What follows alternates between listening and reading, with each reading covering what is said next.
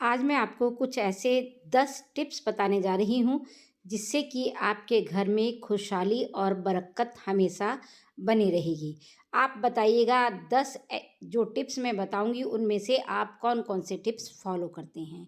तो चलिए चलते हैं वीडियो की तरफ।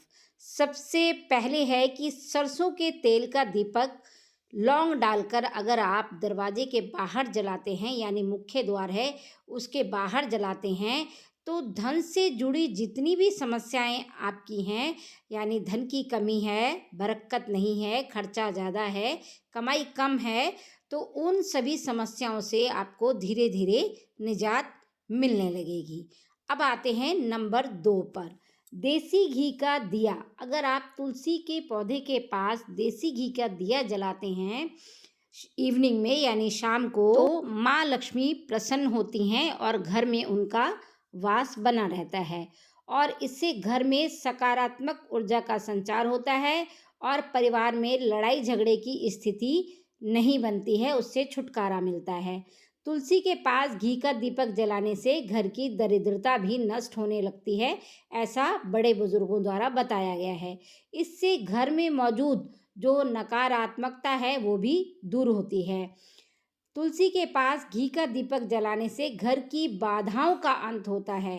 ये सभी बातें हमारे सनातन धर्म में बड़े बुजुर्गों द्वारा बताई गई हैं। इससे घर में मौजूद दोष भी दूर होते हैं। घर के ग्रह शांत होते हैं, यानी किसी के ग्रह अगर सही नहीं है तो कहते हैं कि तुलसी में घी का दीपक जलाना चाहिए और घर की आर्थिक स्थिति में भी सुधार होता है। घर में जीवन में सफलता का आगमन होता है, घर की और घर के सदस्यों की उन्नति होती है। इससे घर में राहु और शनि का दुष्प्रभाव भी कम होता है, ऐसा बड़े बुजुर्गों द्वारा बताया गया है। नेक्स्ट हम बात करते हैं कि जैसे हम कपड़े अपने धोते हैं तो रात को कपड़े बाहर नहीं पड़े रहने चाहिए। ऐसा कहा गया है कि जब भी आप कपड़े धोकर अपने सुखाते हैं तो दिन रहते ही कपड़ों को उतार लेना चाहिए। कहते हैं अगर रात में आप कपड़े अपने बाहर छोड़ देते हैं तो उसमें नकारात्मक जो एनर्जी है वो प्रवेश कर जाती है, ऐसा कहा गया है। तो नेगेटिविटी हमारे घर में ना आए तो इसलिए रात को कपड़े कभी भी बाहर नहीं छोड़ने चाहिए। जो धुले हुए कपड़े होते हैं टाइम रहते सूरज डूबने वाला होता है उससे पहले पहले कपड़े उतार कर घर में रख लेने चाहिए। अब नेक्स्ट टिप की बात करते हैं कि घर में जब हम पोछा लगाते हैं तो नमक वाले पानी का पोछा कम से कम सप्ताह में 2-3 बार जरूर लगाना चाहिए। नमक में एंटीबैक्टीरियल तत्व होते हैं जो घर की साफ सफाई तो अच्छी तरह करते ही हैं, इससे घर में कीटाणुओं का खात्मा भी होता है। छोटे मोटे जो कीटाणु होते हैं वो पनप नहीं पाते अगर आप घर में नमक के पानी का पोछा लगाते हैं और घर की सफाई भी ज़्यादा अच्छी होती है, फर्श भी चमकता है। आप नमक के पानी से अगर पोछा लगाओगे तो देखोगे आप धीरे धीरे जो फर्श के दाग धब्बे हैं वो भी दूर होने लगते हैं और नमक का पोछा लगाने से घर से नकारात्मक ऊर्जा दूर होती है। जैसे आप देखते हो ना, हम नज़र उतारते हैं कई बार ऑरा क्लीन करते हैं तो उसमें भी नमक के पानी का यूज़ होता है और नमक के पानी का पोछा लगाने से घर के जो सदस्य हैं उनको मानसिक शांति मिलती है। नमक के पानी से पोछा लगाने से मक्खी मच्छर कीड़े मकोड़े घर में नहीं आते हैं। तो नमक का जो पोछा है घर में पॉजिटिविटी भी लाता है। तो ये टिप आपको ज़रूर अपनाना चाहिए और बताइएगा इनमें से कौन कौन से टिप हैं वो आप अपने घर में अपनाते हैं। नेक्स्ट टिप की तरफ चलते हैं कि बाथरूम हमेशा सूखा हुआ क्यों रखना चाहिए। अगर आप गीला बाथरूम रखते हैं तो एक तो देखिए वो गीला बाथरूम छोटे मोटे कीटाणुओं को जन्म देता है, उसमें सड़न सीलन पैदा होती है और दूसरी बात ये है कि नेगेटिविटी फैलती है, उससे नेगेटिव जो ऊर्जा है वो आकर्षित होती है गीले बाथरूम में। तो गीला बाथरूम कभी नहीं रखना चाहिए, बाथरूम को अच्छी तरह से सुखा देना चाहिए यूज़ करने के बाद। अब देखो ज़्यादातर हमारे घरों में हम सब लोग जानते हैं कि पहली रोटी हम लोग गाय के लिए निकालते हैं। तो ऐसा क्यों किया जाता है, क्या फ़ायदे होते हैं, हमारे सनातन धर्म में ऐसा क्यों कहा गया है और बड़े बुजुर्गों ने हमें ये चीज़ क्यों सिखाई है। ऐसा माना जाता है कि गाय को पहली रोटी खिलाने से घर में सुख समृद्धि आती है। इससे घर में छोटी मोटी बातों पर होने वाले झगड़े कम हो जाते हैं। गाय को रोटी खिलाने से व्यक्ति को पुण्य की प्राप्ति होती है।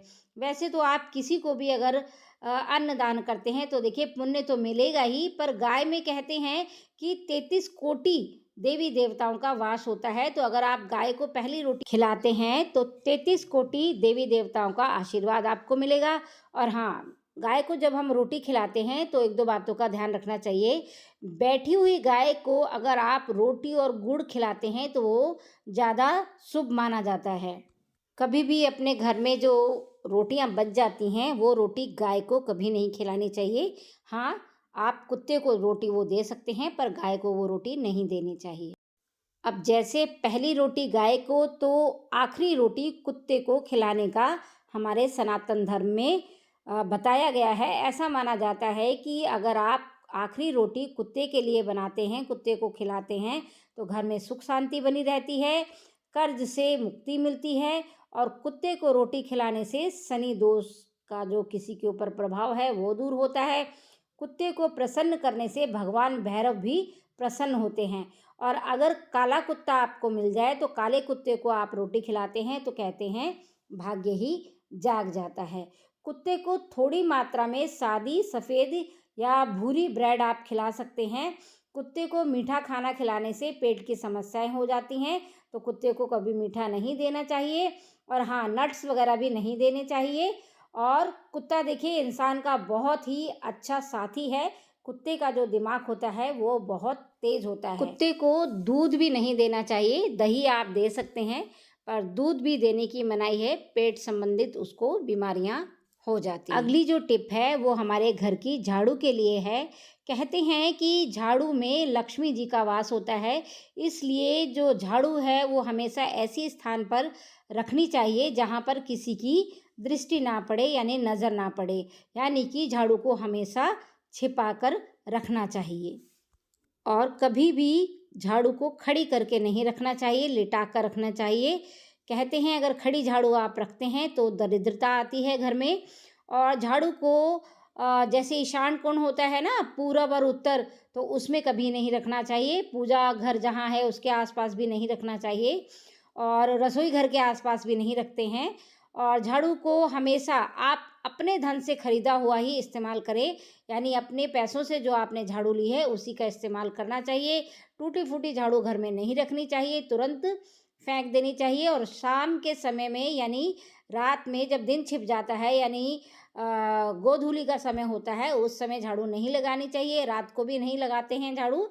और एक चीज़ और, जब परिवार का कोई सदस्य घर से बाहर जाता है तब भी तुरंत झाड़ू लगाना अशुभ माना जाता है। अगर किसी कारण से आपको झाड़ू लगाना ज़रूरी है, लगाना ही है, तो किसी अपने घर में जो आपकी कन्या है उसको आप कहिए कि दरवाजे से, मतलब घर से पानी का लोटा भरे और दरवाजे से वो पानी का लोटा भर के अंदर आए। जब वो पानी का लोटा भर के अंदर आएगी कन्या, उसके बाद आप झाड़ू लगा सकते हैं।